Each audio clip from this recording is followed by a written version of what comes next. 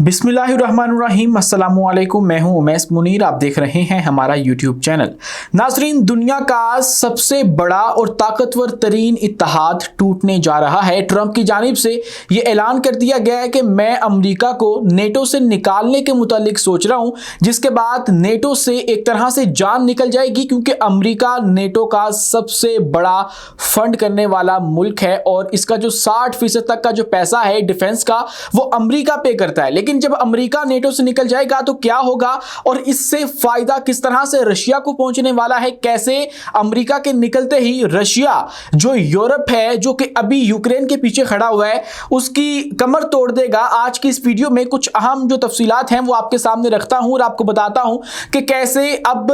Iran की धमकी बरतानिया के ऊपर भी काम कर गई है। जब ईरान के सफीर ने यह बात की कि हम लोग बरतानिया के अंदर मौजूद जो अमेरिका का फौजी अड्डा है फेयरफोर्ड वाला, जहां से ईरान के ऊपर या मशरिक वस्ता के अंदर ऑपरेशन के लिए तमाम तर हमलों की जो तैयारी है वो हो रही है, उसके ऊपर अटैक करने वाले हैं, तो उसके बाद बरतानिया के वज़ीर आज़म ने आकर कह दिया कि हम लोग अमेरिका का साथ नहीं देंगे। और केयर स्टारमर ने एक वाज़े तौर पे कह दिया है कि ये जंग हमारी नहीं है और अगर कोई हमें इस जंग के अंदर धकेलने की कोशिश भी करेगा तो हम लोग इस जंग का हिस्सा नहीं बनने वाले हैं। हाँ, सफारती तौर पर या सफारती महाज के ऊपर हम लोग आपका साथ देने को तैयार हैं, लेकिन जब तक बात होती है काइनेटिक ऑपरेशन की तो उसके अंदर हम आपके साथ नहीं हैं। यह बात अमेरिका को वाज़े तौर पे बता दी गई है कि स्टॉर्मर की जानिब से डोनाल्ड ट्रंप को एक तरह से ये जो जवाब है वो दे दिया गया है। और आप इसको बरतानिया की बगावत कहें तो गलत ना होगा, क्योंकि लास्ट टाइम जब इराक के अंदर अमेरिका ने अपनी फौजें उतारनी थी तो तब भी तमाम तर मुमालिक की प्लेयर थे जो कि अमेरिका के साथ खड़े हुए थे, लेकिन तब तब्दीली ये थी कि अमेरिका के ऊपर एक सनकी आदमी का राज नहीं था और अमेरिका के ऊपर जो लोग थे वो वाकई अमेरिकी अवाम के मुल्की मफाद के अंदर काम कर रहे थे। लेकिन अब चूंकि ट्रंप है और ट्रंप के आते ही लोगों ने ये प्रेडिक्ट कर दिया था, जो इसकी जो नेचर है उसको स्टडी कर रहे थे कि जब ये आ चुका है तो यूरोप को इसने बजा कर रखना है और यूरोप के जो एतमाद है अमेरिका के ऊपर वो उड़ जाना है। और वो आपने देखा कि ईरान के ऊपर हमले के बाद की जो दुनिया है वो हमले से पहले की दुनिया से बहुत ज्यादा तब्दील हो चुकी है और इसका बहुत बड़ा जो फायदा है वो चाइना और रशिया को मिल रहा है। और चाइना और रशिया की जो पोजीशन है वो बहुत ज्यादा स्ट्रॉन्ग हो चुकी है। एक इत्तेहाद जो कि मगरबी दुनिया ने बना रखा था नेटो, जिससे बाकी तमाम तर दुनिया के मुमालिक जो हैं वो डरते थे, कांपते थे कि इनके ऊपर हमने अटैक नहीं करना, क्योंकि हमने एक के ऊपर अटैक किया तो 32 मुमालिक हमारे ऊपर वापस अटैक कर देंगे और इनके पास ज्यादातर के पास जो है वो न्यूक्लियर हथियार भी मौजूद है, तो फिर क्या होगा कि हमारी तबाही हो जाएगी। लेकिन अब ऐसा नहीं होगा। अब क्या कहा है ट्रंप ने, इस पर बात करते हैं, लेकिन उससे पहले एक बहुत ही ज्यादा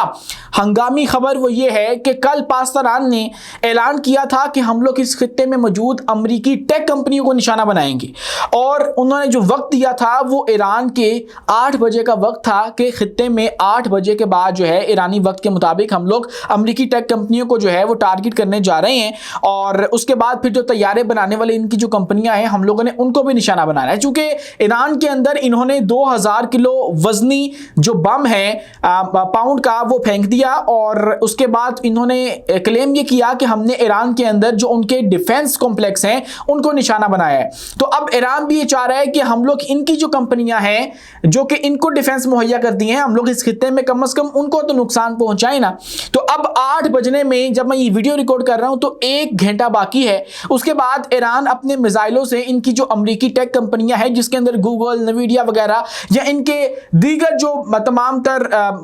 ब्रांचेस मौजूद हैं इस खित्ते के अंदर, उनको टारगेट करेगा और उसके नतीजे में एक घुमसान की जंग शुरू होने वाली है, जहां पर ये जंग बंद करने की बातें हो रही थी और ट्रंप इस जंग से पीछे हट रहा था। और ये कहा जा रहा है कि अगले 48 घंटों के अंदर अंदर जो ट्रंप है वो एक तकरीर करने जा रहा है और उसके अंदर वो इस जंग के खात्मे का ऐलान कर देगा। लेकिन इजराइल इस वक्त ये चाह रहा है कि हम लोग इस जंग को जो है वो तवील अरसे तक लेकर चलें, क्योंकि नेतन्याहू को अपनी कुर्सी की फिक्र है और उसको पता है कि ये जंग बंद हुई तो मुझे जेल जेल जाना पड़ेगा। तो इसीलिए वो चाह रहा है कि इस जंग को तवील अरसे तक जारी रखें और जो ऑपरेशन है ईरान के ऊपर वो हम लोग करते रहें। बेशक कि अमेरिका जो है वो इस जंग से पीछे हट जाए, अमेरिका इस जंग को बंद करने का ऐलान कर दे, लेकिन हम लोग अपना जो ऑपरेशन है वो जारी रखें। तो एक तरफ इजराइल जो है वो इस जंग को लेकर चलना चाहता है, अमेरिका जो कि इजराइल की वजह से इस जंग के अंदर कूदा था अब वो पीछे हटने को जो है वो राजी हो रहा है, क्योंकि अमेरिका को नजर आ गया है कि मेरे पीछे ना तो यूरोप खड़ा है, ना तो नेटो खड़ी है, ना ही कोई दूसरा मेरा इत्तेहादी मेरी बात मान रहा है, मां सिवाय जो इजराइल है उसके या फिर खलीजी ममालिक के, जो कि अब खुद इसके इस तमाम तर जंग के अंदर एक हरीफ बने हुए हैं, एक पार्टी बने हुए हैं। इससे पहले यह था कि ये तमाम तर ममालिक फैसिलिटेटर होते थे और अमेरिका को फैसिलिटेट करते थे, इजराइल को फैसिलिटेट करते थे, उनको अपनी एयर स्पेस देते थे, उनको अपने फौजी अड्डे देते थे। लेकिन अब जबकि ये खुद ही एक पार्टी बन चुके हैं और ईरान ने इनके ऊपर ये अटैक कर दिया है कि भाई तुम लोग क्या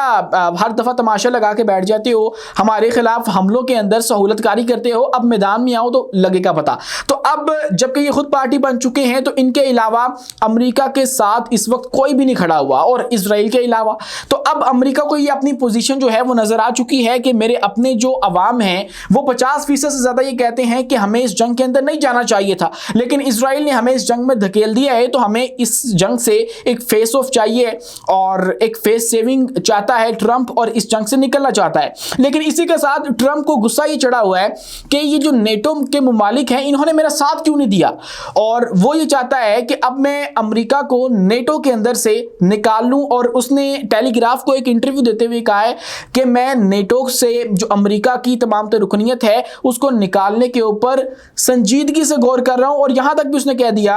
कि जो नजर सानी है ये बात उससे आगे जा चुकी है, मतलब हम इस तमाम तर फैसले को रिव्यू नहीं कर रहे, इससे आगे ये बात जा चुकी है। मतलब कि उसने अपना ज़हन बना लिया है कि मैंने अमेरिका को नेटो से निकाल देना है। अब अमेरिका को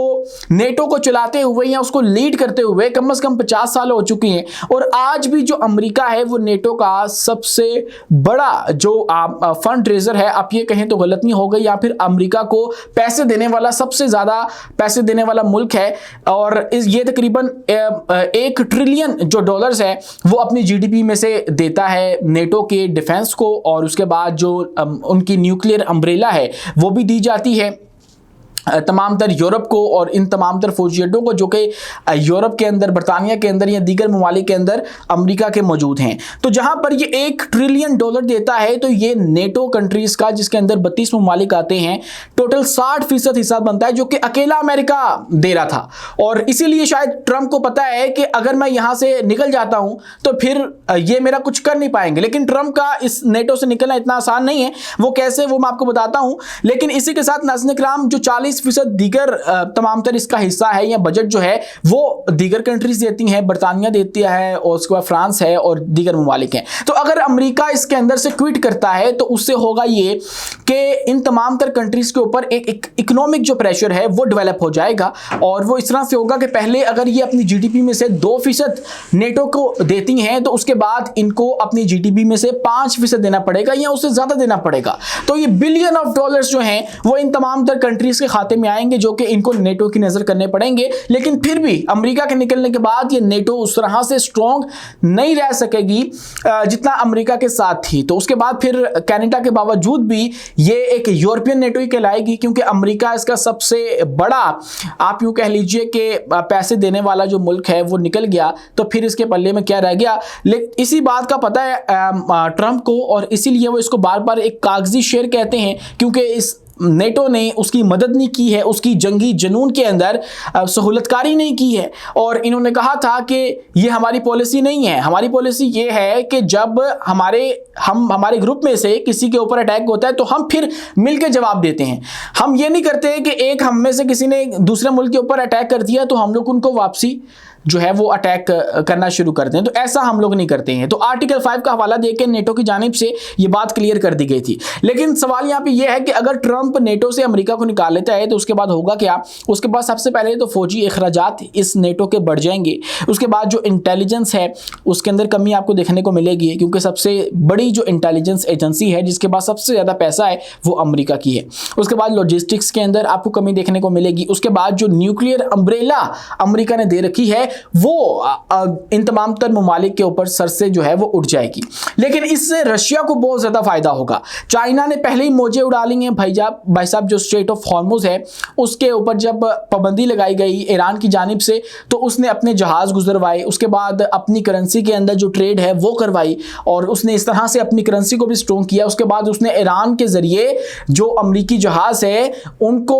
गिरवाने के बाद उनकी जो इंटेलिजेंस है वो कलेक्ट कर ली और उसकी जो मालूमात है वो हासिल कर ली और उसके ऊपर फिर वो अब शायद रिवर्स इंजीनियरिंग कर रहा होगा, क्योंकि चाइना ऐसे ही करता है कि जहां पर दुनिया में कोई भी हादसा होता है उसकी मालूमात इकट्ठा करके उस तरह की जो टेक्नोलॉजी है वो तैयार कर लेता है। तो F-35 के मुकाबले में वो J-35 तैयार कर चुके हैं, J-20 तैयार कर चुके हैं और अब F-47 के मुकाबले में वो J-50 है वो तैयार कर रहे हैं। तो उनका तरीकाकार यही है। तो अब चाइना ने मौज उड़ा ली, लेकिन अब रशिया की क्या मौजें लगने वाली हैं वो इस तरह से कि ट्रंप को पता है कि अगर मैं नेटो से हट जाता हूं तो फिर जो नेटो ममालिक हैं, ये यूरोप है, ये रशिया के निशाने पे आ जाएगा और रशिया जो है वो इनके ऊपर जो अटैक करेगा उसको ये उस तरह से रेजिस्ट नहीं कर सकेंगे। और उसने ये बात कही है कि मैं जानता हूं कि ये जो नेटो है वो एक कागजी शेर है और प्यूटन को भी पता है कि ये कागजी शेर है, इसके अंदर दमखम कोई नहीं है। तो अब जब अमेरिका पीछे हट जाएगा तो जो ट्रंप है वो यूक्रेन के ऊपर एक तगड़ा हमला करेगा और जब जो प्यूटन है वो यूक्रेन के ऊपर अटैक करेगा तो पोलैंड के ऊपर भी अटैक हो सकता है। और पोलैंड वो मुल्क है जिसके ऊपर सबसे ज़्यादा जो स्पेंडिंग है वो होती है नेटो के बजट की। तो अब इन ममालिक के लिए तो मुसीबत बन जाएगी, लेकिन यूरोप जिसने वादे कर रखे हैं यूक्रेन से कि हमने आपको बैक करना है, उसके लिए भी एक मुसीबत बन जाएगी कि अब हमने रशिया को किस तरह से कंट्रोल करना है, क्योंकि रशिया वो जिन है जिसने इन तमाम तर ममालिक को एक बोतल के अंदर बंद कर रखा था, लेकिन अब जबकि वो बोतल टूट चुकी है तो रशिया इन सबको मार सकता है, क्योंकि रशिया के पास दुनिया में सबसे ज़्यादा न्यूक्लियर हथियार मौजूद है, उसका एक अपना रोब और दबदबा मौजूद है। तो इस तरह से उसको एक बहुत ही जो सुनहरी मौका है वो मिल जाएगा। लेकिन नाज़रीन, इसी के साथ अगर हम लोग बात करें तो सैयद अली मौसवी जो कि बरतानिया के अंदर ईरान के सफ़ीर हैं, उन्होंने इस बात से खबरदार किया कि ईरान इस बात का जायजा ले रहा है और इस चीज़ पे गौर कर रहा है कि हमने बरतानिया के अंदर जो मौजूद अमरीकी फौजी अड्डे हैं उनके ऊपर हमला करना है या नहीं करना। बस हम लोग ये देख रहे हैं कि ये हमला जायज़ होगा या नाजायज़ होगा और इसकी लेजिटिमेसी क्या होगी, यानी कि यहाँ से ईरान के ऊपर क्या अटैक हो भी रही है इस बात को कन्फर्म किया जा रहा है सिर्फ। उसके बाद जो ईरान है बरतानिया के ऊपर भी अटैक कर देगा, ये ईरान के सफ़ीर की जानिब से बात की गई। उसके बाद फिर जो के स्टोर्मर हैं उन्होंने आके एक तकरीर की और उन्होंने तारीखी तकरीर की है और उन्होंने अमेरिका को वाज़ेह तौर पे बता दिया है कि हम लोग इस जंग का हिस्सा नहीं बनने वाले हैं, क्योंकि अमेरिकी सदर बार बार उकसा रहे थे कि बरतानिया जाए, फ्रांस जाए, उसके बाद जापान जाए और जाकर स्ट्रेट ऑफ हॉर्मुज को खुलवा ले और हमें ना यहाँ पर जाना पड़े। तो इसीलिए फिर जो के स्टोर्मर है उन्होंने कहा कि हमारे ऊपर बहुत सा प्रेशर है कि हम लोग इस जंग के अंदर कूद जाएं और जो अपनी पोजीशन है उसको चेंज कर लें, लेकिन हम लोग ऐसा नहीं करेंगे और हम लोग इस जंग का हिस्सा नहीं बनने वाले हैं। और सख्ती से उन्होंने कह दिया है कि हम लोग अपने इस प्रेशर के अंदर भी जो बरतानिया की अवाम का मफाद है उसके अंदर ही हम लोग मूव करेंगे और हम लोग ईरान के ख़िलाफ़ इस जंग में नहीं जाने वाले हैं। और वो शायद इसलिए भी कि बरतानिया के साथ जो ईरान है वो मुज़ाकरात भी कर रहा है और गालिबन वो बरतानिया के जो शिप्स हैं वो स्ट्रेट ऑफ हॉर्मुज से गुजरने भी देगा। और ठीक कुछ लम्हों के बाद ही ये बयान आया जब जो सैयद अली मौसवी हैं ईरानी सफ़ीर, उन्होंने ये बात की कि बरतानिया के ऊपर भी अटैक होने वाला है। तो उसके बाद शायद उन्होंने ये जो तासुर है उसको ख़त्म करने के लिए, क्योंकि आपको पता है कि सफारतकारी ऐसे चला करती है, एक पैगाम आता है उसके 100 मतलब पीछे होते हैं। तो अब जब सैयद अली मौसवी का ये पैगाम आया तो शायद बरतानिया ने ये चाहा कि हम लोग अब अपना जो काउंटर एक पैगाम है वो दे दें ईरान को कि भाई हमारी तरफ से ग्रीन फ्लैग है, आप लोग डरो मत, हम लोग उस तरह से फैसिलिटेट अमेरिका को नहीं करेंगे और इस जंग का हिस्सा हम लोग नहीं बनेंगे। तो आप लोग बेशक हमारा फौजी अड्डा इस्तेमाल भी हो रहा है, हमें ये रियायत दो, क्योंकि हमारे बहुत से मुआहदे हैं अमेरिका के साथ और हम लोग एकदम से ये तमाम तर मुआहदे तोड़ नहीं सकते हैं और इस फौजी अड्डे के ऊपर अमेरिका की बहुत सी इन्वेस्टमेंट भी है, तो इसीलिए हम लोग मजबूर हैं इस फौजी अड्डे को इस्तेमाल होने जो है वो देने के लिए। तो शायद इसीलिए बरतानिया के जो वज़ीर आज़म हैं उन्होंने एक तरह से ये तासुर दिया है ईरान के हक़ के अंदर कि ईरान को चाहिए कि अभी हमारे ऊपर जो अटैक है वो ना करे, क्योंकि हम लोग इस जंग के अंदर बराह रास्त शरीक नहीं हो रहे हैं। और अगर ईरान ऐसा कर देता है तो फिर बरतानिया को भी आना पड़ेगा। तो ईरान इतनी बड़ी जो मुसीबत है वो मोल नहीं लेगा। लेकिन इसी के साथ देखिए कि एक बेवकूफ़ाना जो अमल है वो दुबई भी करने जा रहा है। आलमी मीडिया ये रिपोर्ट कर रहा है इस वक्त कि दुबई कुछ ममालिक के साथ मिलकर ये कोशिश करने वाला है कि हम लोग स्ट्रेट ऑफ हॉर्मुज को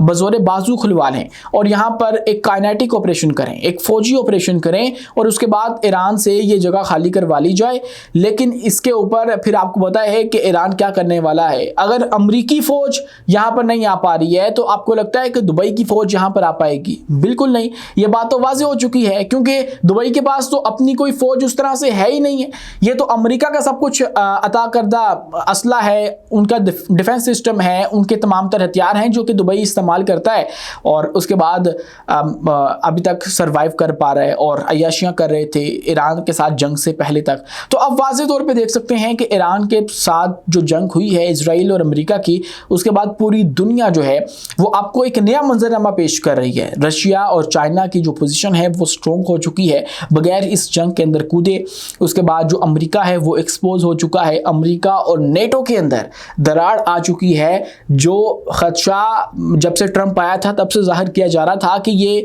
नेटो टूटने जा रही है या फिर यूरोप तकसीम होने जा रहा है, वो सच हो गया है। और ट्रंप ने यूरोप के ऊपर जो अटैक किए थे, लफ्ज़ी हमले किए थे, उसका जवाब अब यूरोप ने ये दिया है कि हम लोग तुम्हारे साथ खड़े नहीं होते इस जंग के अंदर। और उन्होंने वाज़ेह तौर पे बता दिया, मतलब स्पेन ने ये कह दिया कि भाई हम लोग आपको फौजी अड्डे भी नहीं देंगे। उसके बाद कल दोबारा से एक और यूरोपीय मुल्क ने भी अपने जो फौजी अड्डे हैं वो देने से इनकार कर दिया। तो ये तो इस वक्त हो रहा है ट्रंप के साथ। तो ट्रंप को इन तमाम तर चीज़ों को डील करना है, तो इसीलिए हो सकता है कि अगले 48 घंटों के अंदर आकर ऐलान कर दे कि हम लोग इस जंग को बंद कर रहे हैं। और बेशक आबने हॉर्मुज खुलता है या नहीं खुलता हमें कोई फ़र्क नहीं पड़ता क्योंकि हम लोग आबने हॉर्मुज से कोई भी अपना तेल नहीं गुजरवाते हैं। तो एक तरह से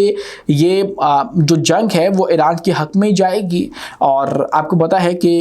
एक जुमला है, स्टेलमेट इज़ अ चेकमेट। और इस जंग के अंदर किसी फरीक का ना हारना ईरान की जीत है क्योंकि ईरान ने इस जंग को सरवाइव करना था। अमेरिका ने इस जंग को जीतना था ईरान को मुकम्मल तबाह करके। उसने कोशिश करके देख ली लेकिन ईरान खड़ा हुआ है। तो इसका मतलब है कि ईरान जीत चुका है। आज के लिए इतना ही। अपने मेज़बान उमैस मुनीर को दीजिए इजाज़त। मिलते हैं अगली वीडियो में किसी नई मालूमात के साथ। शुक्रिया, अल्लाह हाफ़िज़।